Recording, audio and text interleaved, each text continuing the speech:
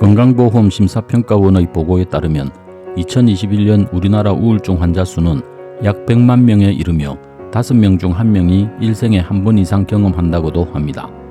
우울증은 흔한 정신질환이지만 치료를 받지 않으면 심각한 결과를 초래할 수가 있습니다. 우리가 일상에서 느끼는 게으름과 우울증은 증상이 비슷한 부분이 있습니다. 둘 다 의욕이 없고 활동적이지 않으며 즐거움을 느끼지 못하는 특징이 있습니다. 하지만 게으름은 단순히 의욕이 없는 상태인 반면 우울증은 심각한 정신질환입니다. 게으름은 일상생활에 지장을 주지 않는 반면 우울증은 일상생활에 많은 지장을 줍니다. 그리고 게으름은 휴식을 취하거나 재충전을 하는 방법으로 해결할 수가 있지만 우울증은 치료가 필요합니다. 그렇다면 내가 지금 단순히 게으른 상태인지 아니면 우울증의 징후를 보이고 있는 것인지를 어떻게 알 수 있을까요? 나의 심리 상태를 스스로 관찰하여 우울증의 5가지 징후를 알아보도록 하겠습니다. 게으름과 대비되는 우울증의 대표적 징후는 첫째, 스스로 극복이 되지 않는 상태입니다. 항상 피곤하고 에너지가 없으며 매사에 관심과 흥미가 없고 외로움, 슬픔, 절망과 같은 감정을 자주 느끼게 됩니다. 이것이 게으름이라면 몇 가지 요령과 조언으로 극복이 될 수 있지만 우울증은 다릅니다. 그 이유는 의지력의 문제가 아니기 때문입니다. 그래서 노력을 하는데도 나아지지가 않습니다. 이런 경우 약물 치료가 필요한 경우가 많습니다. 제3자가 볼 때 마치 게으름을 약물로 치료한다는 느낌이 들 수도 있습니다. 둘째, 모든 것에 대한 관심이 없는 상태입니다.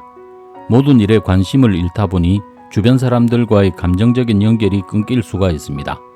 그래서 집에 머물러 아무것도 하지 않는 것을 선호하게 될 수 있습니다.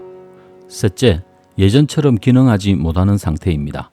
게으름이 계속 심해지고 그래서 일상생활에 큰 방해가 된다면 그것은 우울증의 신호일 수 있습니다. 이로 인해 정상적인 상태와 비교했을 때 감정의 편차가 크며 자살과 같은 위험한 일을 상상하게 될 수 있습니다. 넷째, 게으름의 유발 요인이 없는 상태입니다. 자존감이 부족하거나 매사에 긍정적인 생각을 하지 못하거나 어떤 일에 흥미가 없어졌거나 이런 원인이 게으름을 유발할 수가 있습니다. 그런데 그러한 원인을 알 수가 없고 갑자기 우울하거나 의욕이 사그러들어 에너지가 없어진다면 우울증의 가능성이 있을 수 있습니다. 5번째, 선택을 할 수 없는 무력감입니다. 게으름은 나의 선택인 경우가 많습니다. 그래서 게으름은 휴식을 취하거나 새로운 동기부여를 찾는 노력을 통해 벗어나려는 노력을 할 수가 있는 상태입니다. 하지만 우울증은 그렇지가 않습니다. 종종 극도의 죄책감과 무력감을 느끼는 경우가 많습니다. 그리고 그러한 상태는 내가 선택한 것이 아닙니다. 만약 이러한 징후가 몇 개라도 보이면 절대 방치하지 말고 전문가의 도움을 받는 것이 매우 중요합니다. 우울증은 자가 진단을 하기에는 복잡하고 신중한 상태이기 때문에 절대 자가 진단을 하여 방심하면 안 됩니다. 자가 진단을 하면 안 되는 이유는 우울증의 원인이 유전적 요인, 스트레스, 외상이나 질병 등이 있지만 신경전달 물질의 불균형 또한 중요한 원인이기 때문입니다. 신경전달 물질의 불균형은 신경세포 사이의 정보 전달에 문제가 생기는 것을 말합니다. 이는 우울증뿐 아니라 조현병, 치매, 불안장애, 두통 등의 원인이 되기도 합니다. 이러한 이유로 인해 우울증 환자는 자신의 삶의 희망을 잃고 자살에 대한 생각을 하기 쉬운데 이를 위한 준비를 하는 경우가 많습니다. 그래서 절대 자가 진단을 하여 방심하면 안 됩니다. 우울증은 완치가 가능한 질병입니다.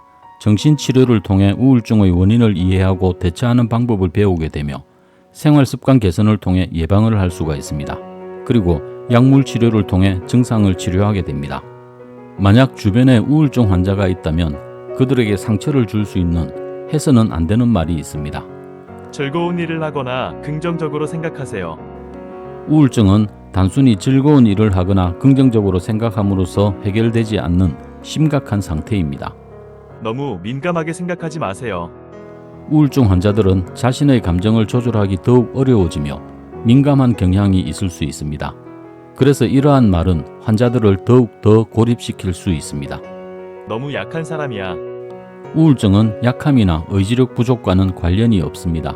이러한 비난적인 말은 환자를 상처 입힐 뿐만 아니라 자존감을 떨어뜨릴 수 있습니다.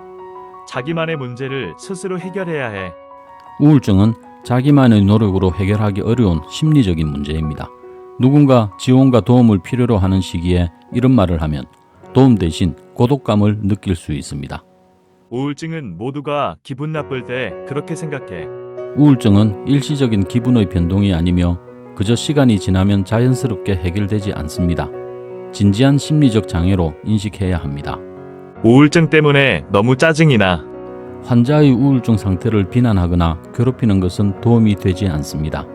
대신 이해심을 가지고 듣고 지지와 도움을 제공하는 것이 중요합니다.